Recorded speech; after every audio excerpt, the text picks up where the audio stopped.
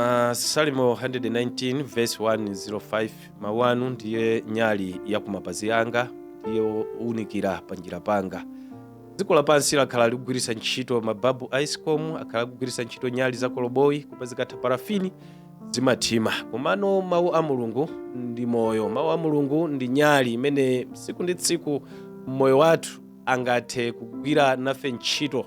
Chotero pano pa akanema wa V&V komanso ulalo online tifuna tikuyitanireni kuti musanayambe tsiku lanu mulandire mkate wa moyo amene ndi mawu a Mulungu. Chotero ine Mbusa Joe Kumphasa ndikuyitanirani kuti tizikhala limodzi kumvera ndi kuonera uthenga wa mawu a Mulungu, chifukwa ndi chipulumutso, chifukwa ndi nyali yowunikira ku mapazi athu. Amen.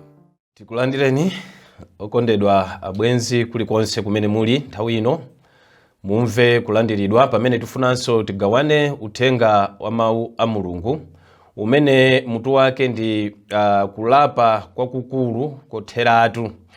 Tikuwerenga mu Mateyu chapter 16 verse number 13 kulekeza 16, pamene Yesu Khristu anawafunsa ophunzira kuti kodi kunjaku anthu akandiona amanena kuti ine ndi ndani? Ndiye ophunzira adayankha malingana ndi mmene amamvera zimene anthu amanena. Ena amanena kuti Yesu Khristu ndi Yohane Mbatizi, Yesu Khristu ndi Yeremiya, Yesu Khristu ndi Eliya, Yesu Khristu ndi mmodzi wa aneneri. Ndiye Yesu atamva mayankho amenewa amene anthu amalankhula, ndi adafunsa nanga inuyo mumanena kuti ine ndi ndani? Malingana ndi mutu wathu umene kuti kulapa kwakukulu, chilichonse mu nkhani imeneyi chagonera pafunso limodzi kuti nanga ino mumati ine ndi ndani? Izi zimachitika ku Filipi wa Kaisareya, kumene kunakhazikika chipembedzo chachikunja. Amapembeza mafumu, ma empara anali opembezeka nthawi imeneyo. Chotero Yesu afuna abweretse kusiyanitsa kupembeza Mulungu woona ndi kupembeza mafumu a dziko lapansi, pamene gulu la wanthu limene limapereka maganizo awo osiyana ndi mmene munthu payekha amamvera conviction yake. Chotero mu mawu amene afotokozedwa mu vesi limeneli mu Giriki atchula kuti Christos, akutanthauza kuti Christ. Mu Chingerezi china ndiye kuti anointed one, ozozedwa. Pamene mu Chihebri mawu amene otchedwa kuti Christos akunena kuti Mashiach, zimene zifuna zitanthauze kuti Yesu Khristu ndi Mesiya, Yesu Khristu ndi wozozedwa, mwana wa Mulungu.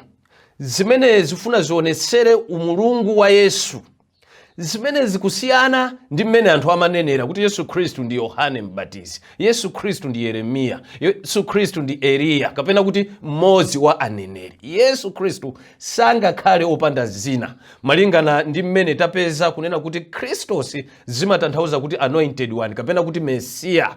Chotero Yesu Khristu akufuna aonetsere umulungu wake kwa anthu amene amuzungulira, komanso ngakhale kwa anthu amene sadamuzungulire.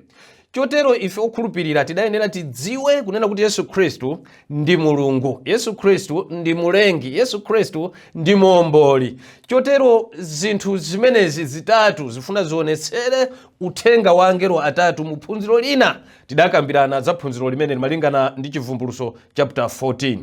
Chotero abwenzi okondedwa, malingana ndi kuganiza kwa gulu amanena kuti Yesu Khristu ndi mneneri. Koma Petro akusiyana ndi kuganiza kwa chikhwimbi. Petro akuyankha kuti Yesu Khristu inuyo ndinu mwana wa Mulungu, Mesiya olonjezedwa kapena kuti ozozedwa. Chotero nthawi zambiri gulu silingathe kunena zoona. Tikuona apa gulu likunena kuti Yesu Khristu ndi mneneri, pamene Petro akunena kuti Yesu Khristu ndi Mesiya.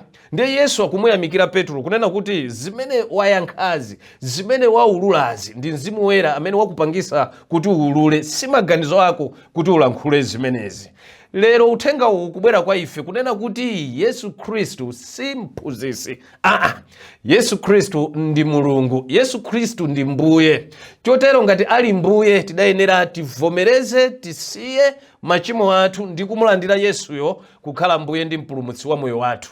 Zikatero zitithandizira kuyenda m'choonadi, zitithandizira kuchita chilungamo ku ofesi, m'banja mwathu, ku ntchito, zitithandizira kukhala anthu olungama kapena kuti anthu ona mtima, zimene Yesu Khristu amafuna kapena kuti khalidwe la Yesu Khristu likhala mwa inu, likhala mwa ine. Chotero abwenzi okondedwa, kulikonse kumene mukutimva, tidayenera tivomereze machimo athu, tikhululukidwe kuti Yesu Khristu alamulire moyo mwathu, tisiye zakale zimene takhala tikuzikhulupirira ndi kuzichita. Zimenezi sizititengera kwina kulikonse, otitengera kumwamba ndi Yesu Khristu amene ndi malingana ndi kuti iyeyo ndi mpulumutsi. Chotero Yesu Khristu atithandize, Atate Mulungu atithandize kumuonesera Yesu mkati mwathu, kutipasa mphamvu zakuti timudziwe Yesu kuti ndi mbuye ndi mpulumutsi wa miyoyo yathu. Tiwerame kuti tipemphere. Atate, mu dzina la Yesu tikuthokoza chifukwa cha phunziro linanso limene munatipasa kuti tikudziweni ngati inu mulengi, tikudziweni inu ngati mpulumutsi. Chotero dziko lapansi limadziwa zina, koma Petro atayankha funso limene mudafunsa kuti ine ndi ndani, adayankha kuti ndinu Mesiya olonjezedwayo. Ifenso tabwera kwa inu kuti mutithandize, mutikhululukire mphulupulu zathu ndi pemphero lathu mwa Yesu Khristu. Amen.